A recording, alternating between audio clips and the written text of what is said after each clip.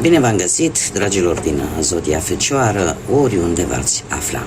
Bine ați venit la o nouă lectură generală, de data aceasta pentru luna august a acestui an 2025.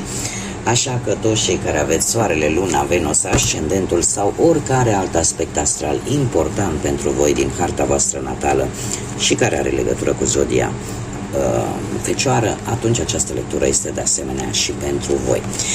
Desigur, ca de fiecare dată, nu uitați un lucru important: voi, prin deciziile și alegerile pe care le faceți, vă croiți viitorul, așa că, fiind o lectură ultra mega generală, vă rog din suflet să luați decât acele mesaje care vor rezona cu voi, iar restul lăsați-le să zboare în univers, pentru că sigur sunt pentru alte energii care într-o mai mică sau mai mare măsură au o legătură cu Zodia Fecioară. Numai un pic, că vreau să se vadă și cărțile de sus. O să vină și mai multe. Bun, după cum bine vedeți, am pus câte o carte pentru fiecare săptămână, da, cumprinsă în 7 zile a acestei luni, să vedem așa în mare cam care ar fi evenimentele, ca să zic așa, importante pentru fiecare săptămână a lunii august. Și prima săptămână se pare că există o nemulțumire, o insatisfacție vis-a-vis de un anumit aspect al vieții voastre. Începeți luna lui august cu această ușoară, aș zice, dezamăgire de ceva din viața voastră. Dar nu va ține mult, pentru că a doua săptămână avem scara. Se pare că urcați încet către un succes, către o reușită. Cea de-a treia săptămână vine cu acest craniu care îmi spune că există posibilitatea apariției unor informații neștiute, unor secrete care cumva te pot afecta într-un anume fel. Cea de-a patra săptămână, da, se pare că aceste informații secrete, ascunse, vor face ca o anumită persoană să aibă păreri de rău. Este foarte interesant că ne vorbește de niște lacrimi. Eu aș spune că veți vărsa anumite lacrimi la nivel personal, pentru ceva ce vă afectează la nivel personal și sunt legate de aceste informații. Haideți să vedem, să dezvoltăm un pic și să vedem ce ne spune și tarotul. Vreau să spun că e posibil ca pe plan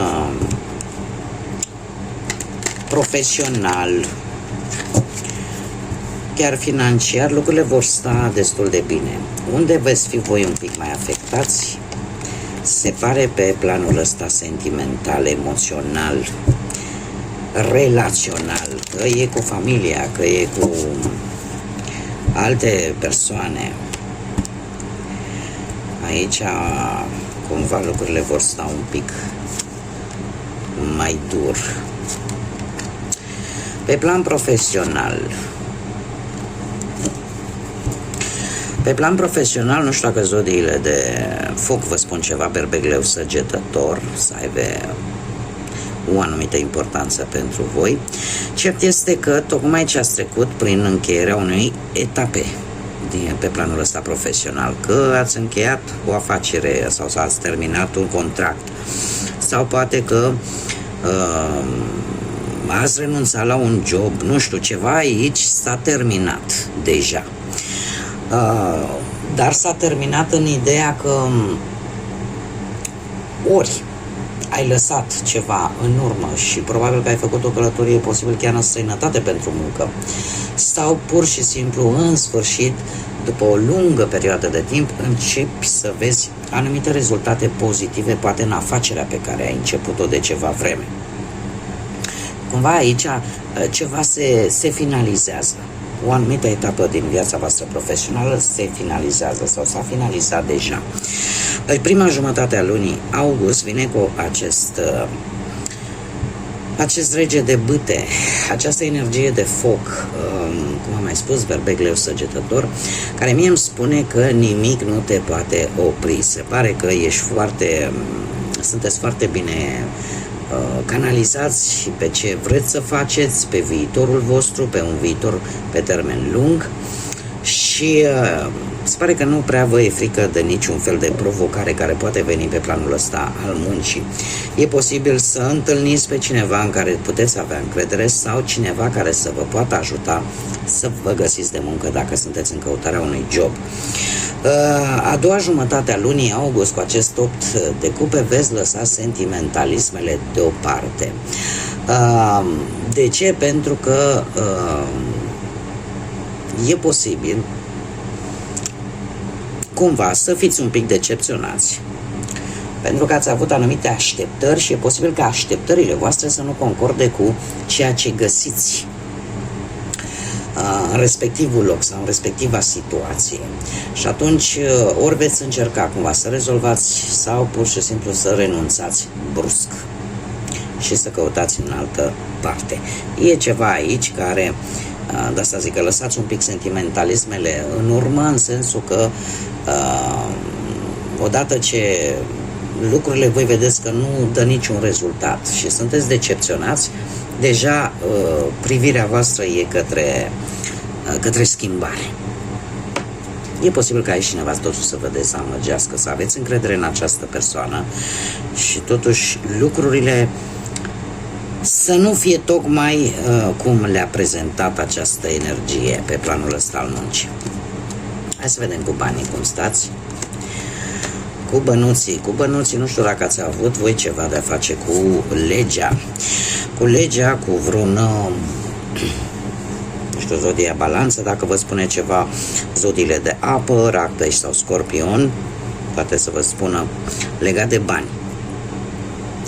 Justiția îmi spune că ori ați investit în ceva pe termen lung, ori ați avut parte de o recuperare de niște bănuți, o plată extra, ori vreo sentință judiciară, ori vreo moștenire, ați obținut de undeva niște bani în care s-a umblat după acte, s-a umblat după tot felul de semnături pe la instituții de stat. Cum de asemenea justiția ne mai poate spune că posibil să fi recuperat o anumită sumă de bani și în felul ăsta s-a făcut dreptate. Da? Prima jumătate e o să fie una destul de complicată, prima jumătate a lui august. De ce? Va fi cineva care cum să spun eu, posibil să ai anumite pierderi de bănuți din cauza unor persoane în care voi ați avut încredere sau în care voi aveați încredere. Ar fi, cel puțin această carte mea asta îmi spune, ar fi indicat să nu prea faceți ori împrumuturi, dar știți cum e, nici să luați, dar nici să nu dați. Și totuși să aveți grijă în ce vă investiți bănuții și să evitați probabil jocurile de noroc, pentru că nu e o perioadă tocmai bună pe planul ăsta financiar. Cea de-a doua jumătate a lui august vine cu acest paj de cupe, un paj de cupe care țin să vă spun că e un purtător de vești și vești bune. Deci perioada asta, prima jumătate a lui august, e un pic mai complicată, dar nu va dura. De ce? Pentru că o veste bună, o veste vis-a-vis de un acord favorabil, poate rezolvarea unor datorii, rezolvarea unor plăți și chiar o mărire de bănuți la salariu posibil. Așa că nu trebuie să vă lăsați, bine ar fi totuși să încercați să evitați, așa cum am mai spus, să fiți un pic ponderați cu bănuții, să nu investiți, pentru că se pare că de luat i-ați luat, dar ceva aici s-a întâmplat. Așa că încercați să fiți mai precauți cu anumite persoane. Haideți să vedem cu partea asta sentimentală pentru cei care sunteți deja într-o relație. Voi, dragilor, ați stat un pic ați avut o perioadă destul de blocată, aș spune, în relația voastră, un autoblocaj mai degrabă, în care azi a fost bine, mâine n-a mai fost. Se pare că unul dintre voi se sacrifică mai mult față de celălalt. Cumva cineva aici renunță la propria sa voință. Nu știu dacă sunteți voi sau e perechea voastră, pentru că vorbim deja de două energii, dar acest 7 de spade nu știu dacă zodiile de pământ vă spun ceva. Taur, Fecioară, Capricorn, deci ori voi, ori cineva tot așa dintr-o zodie de pământ, la fel ca și voi. Dragilor, acest 7 de spade mie îmi spune că pentru voi încrederea este crucială. Și sunt lucruri care posibil să se facă poate fără ca voi să știți. Nu știu, poate că nu se comunică îndeajuns, nu se spun anumite lucruri și asta nu este tocmai indicat, pentru că se pare că până la sfârșitul lui august cumva nu știu de ce, dar tind să cred că voi sunteți siguri aici, dacă sunteți voi, pentru că poate să fie și o altă energie, dar voi veți fi foarte siguri pe voi. De tot ceea ce se ascunde cumva. Și tocmai aici este problema, pentru că simțiți cumva că ceva nu e în regulă. Simțiți cumva că ceva nu e în regulă și eu aș mai spune că veți fi foarte siguri pe voi și onoarea, cinstea, onestitatea va fi necesară pentru a rezolva această problemă de relații. Trebuie să vă spun că nu este ceva din altă lume. Eu aș zice că e vorba posibil de anumite situații legate de bani care nu se spun în relația voastră și care asta pot provoca o lipsă a încrederii totale. Dar nu știu dacă e făcută de voi sau e făcută de cealaltă persoană. Aici voi delimitați, voi adaptați în funcție de situația fiecăruia. Cert este că cineva își va da seama, dar se poate rezolva, nu e ceva care nu se poate rezolva, dar cu onestitate. Cu onestitate și cu cinste, da? În felul ăsta aceste probleme vor trece și relația nu va fi atât de șifonată. Mergem mai departe. Cei care sunteți singuri, poate în urma unui divorț, din păcate poate a unei văduvii sau a unei separări. Pentru voi viața sentimentală se pare că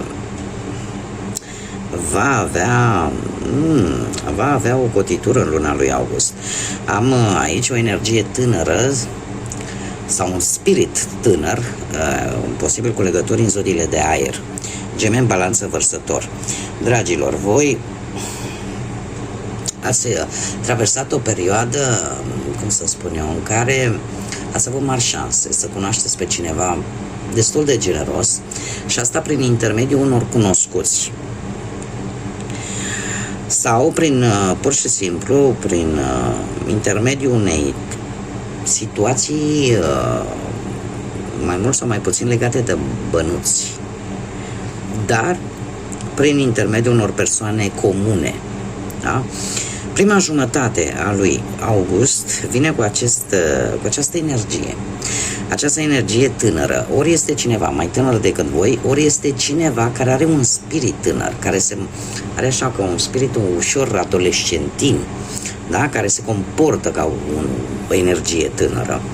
Acest paj de spade este cineva căreia probabil că îi place să vorbească foarte mult, este cineva foarte nerăbdător, aparent o persoană destul de obositoare, da? Pentru că comunică foarte mult. Cert este că este cineva care are o familie cu o situație materială foarte bună, cel puțin destul de bună. Eu aș mai zice totuși că trebuie să fiți un pic totuși prevăzători și să nu puneți totul chiar pe masă din prima, pentru că această energie posibil să aibă prostul obicei, nu? Să nu poată să țină gurița, da? Și tot ceea ce află scoate imediat, da? Este o energie de aer, este oarecum tipic pentru energiile de aer, da? Gemen, Balanță sau Vărsător. Dar până la sfârșitul lui august e posibil să cunoașteți familia acestei energii. Acest 10 de monede mie îmi spune că este cineva care are o situație materială foarte bună, nu știu dacă moștenită sau familia din care se trage are o situație destul de bună financiar. Și poate că asta prezintă un interes pentru voi sau pentru unii dintre voi. Bun. Haideți să vedem ce mesaj au îngerii pentru voi și ce numere sau date sunt importante în luna lui august. Avem deja 30, împreună, te rog. Asta. Bun. Și avem ori data de 30 august, ori data de 3 august, care ne spune așa: voi sunteți originali, inovatori și cu o excelentă comunicare. Aveți un mare talent pentru a-ți folosi creativitatea și a transmite ideile voastre și optimismul vostru îi poate inspira și pe ceilalți. Probabil că va fi necesar, nu știu, în data de 3, data de 30, să fiți foarte atenți cum comunicați, cum vă exprimați. Pentru că ăsta vă va aduce și folosiți-vă imaginația, creativitatea voastră. Vă poate ajuta într-o anumită situație. Avem ori data de 16, ori numărul 16 poate să reprezinte ceva pentru voi, ori data de 7 august, care ce simbolizează, ce mesaj ne vine. Aveți o minte curioasă care îți va permite să descoperi adevăruri importante. Ai o abilitate specială pentru a primi sentimentele, pentru a percepe sentimentele celorlalte persoane, iar îngerii îți cer să împarți această cunoaștere în beneficiul altora și în beneficiul altora. Deci sunt lucruri pe care le veți descoperi și probabil că și intuiția și acea voce interioară vă va ajuta să vedeți lucrurile dintr-o altă perspectivă în aceste date. Și mai avem de asemenea 14 sau 5, poate să fie 5 sau 14 august, în care spune așa: voi aveți o minte deschisă și întotdeauna dispusă să încerce ceva nou, dar este suficient de înțelept ca să se oprească și să se gândească înainte de a se lansa și de a face lucruri. Acest focus pragmatic te va ajuta și îți va garanta, mă scuzați, mai amestec cu spaniola, îmi cer scuze. Deci, acest focus pragmatic te va ajuta și îți va garanta că timpul, atenția și efortul tău vor fi semnificative. Este de fapt, dacă aș putea să zic o descriere, o parte a descrierii propriei voastre energii ca și fecioare, da? A fi practic. Este ceva ce stă în ADN-ul acestei zodii și faptul că de fiecare dată când începeți ceva nou încercați să fiți foarte perfecționiști, foarte atenți la detalii, la tot ce se poate și nu vă aruncați așa fără să vă faceți un plan, și probabil că acest aspect al zodiei voastre este foarte important în data aceasta de 5 sau de 14 august, în care trebuie să fiți un pic să fiți voi, practic. Să fiți mai practici și să fiți voi. Haideți să vedem ce inițiale de nume, prenume, pseudonim sau porecle de persoane cu care voi puteți interacționa, comunica sau vor avea o importanță deosebită în această lună august. Să vedem.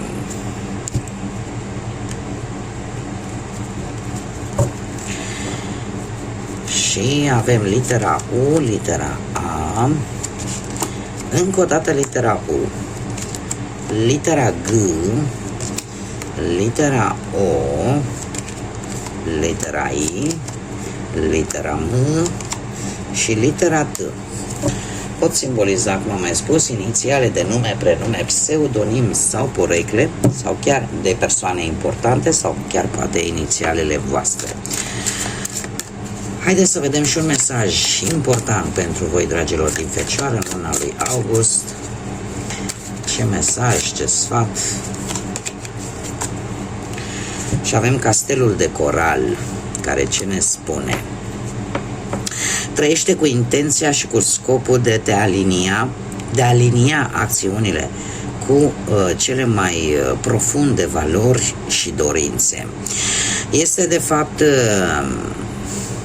un mesaj care spune că trebuie să corelezi foarte bine, să faci o legătură foarte mare între ceea ce îți dorești tu, ce valori respecti și sunt importante pentru tine și pentru viața ta, dar trebuie să le aliniezi cu acțiunile pe care le faci. Adică ideea este gândim una și facem alta, sau ne dorim una și facem cealaltă. Cumva trebuie aliniate, construite armonios, în așa fel încât acțiunile, deciziile pe care voi le veți lua în această lună să fie conforme cu valorile pe care voi le țineți de ele și pe care probabil le impuneți și altora, pentru că fiecare om are propriile sale principii, da? După care se ghidează în viață.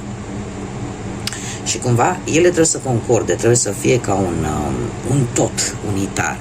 Ceea ce îți dorești, ceea ce tu vrei să ți se respecte în viața ta de zi cu zi, principiile pentru care tu îți construiești viața și viitorul, să meargă cu acțiunile pe care tu le faci. Da? Nu spunem una și facem alta. Cam ceva de genul ăsta. Haideți să vedem și ce ne spun zarurile astrologice pentru dragii mei din Fecioară în luna lui august. Și avem Zodia Vărsător, luna și casa întâi, casa ascendentului. Dragilor dragi, și mai ales cei care aveți ascendentul în Vărsător, dar cu predilecție pentru aceștia, dar desigur și pentru toți ceilalți care nu neapărat trebuie să aveți ascendentul în Vărsător, dar în mod special pentru aceștia. Casa întâi, casa ascendentului, care ne vorbește de personalitatea voastră, de cum vă arătați voi și cum te percepe lumea, cum te vede lumea din exterior, acea față pe care tu o arăți lumii. Intră un pic într-o antiteză. De ce? Pentru că avem luna, luna de fapt ne vorbește de inconștient, de subconștientul vostru, de acel tu interior, ce nu arăți lumii. Exact ce vă spuneam vis-a-vis de acest mesaj al castelului de coral, e ca și cum ceea ce tu ții în interiorul tău, dar în același timp ce arăți lumii, nu concordă. Da? Pentru că știți cum e? Trebuie să fac o mică paranteză ca să mă fac înțeleasă pe deplin.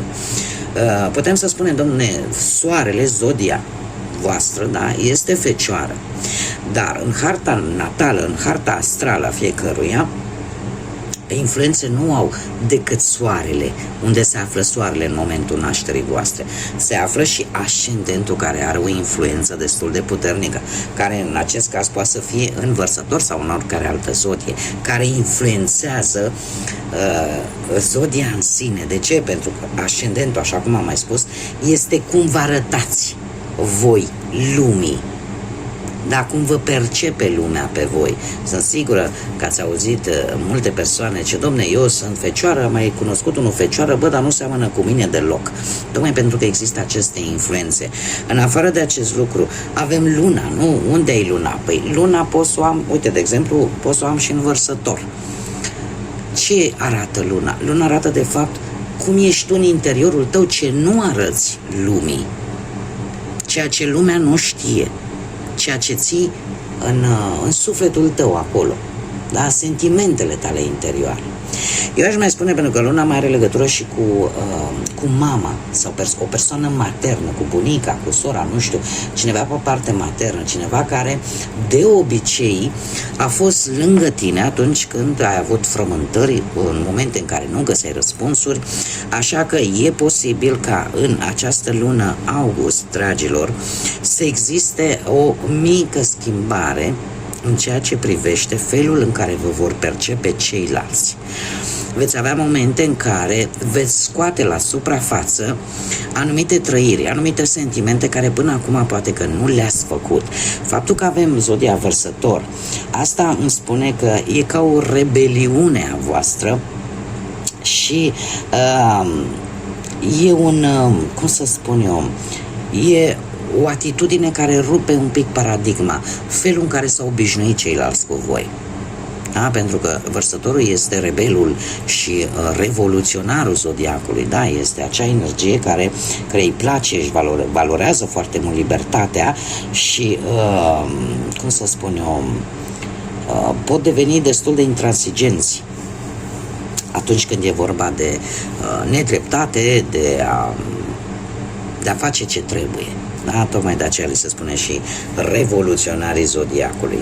Așa că, dragilor, cam atât am avut pentru voi. Vă mulțumesc pentru prezență, mulțumesc pentru suport celor care fiecare dată, prin simpla acțiune care o fac, prin intermediul distribuirilor, comentariilor și like-urilor, îmi dă acest impuls de a continua să fac conținut pe acest canal și de a fi împreună cu voi la fiecare lectură. Înainte de a încheia această lectură, vă urez la mulți ani tuturor fecioarelor care vă veți celebra în luna august zilele de naștere, să fiți sănătoși, să aveți parte de tot ce vă doriți și fie ca aceste zile în care vă celebrați o anumită vârstă, indiferent care este ea, să vă dea speranță și să vă aducă mult optimism și lumină și pace în suflete. Până data viitoare, numai bine vă doresc și multă energie pozitivă. Să fiți iubiți, dragilor!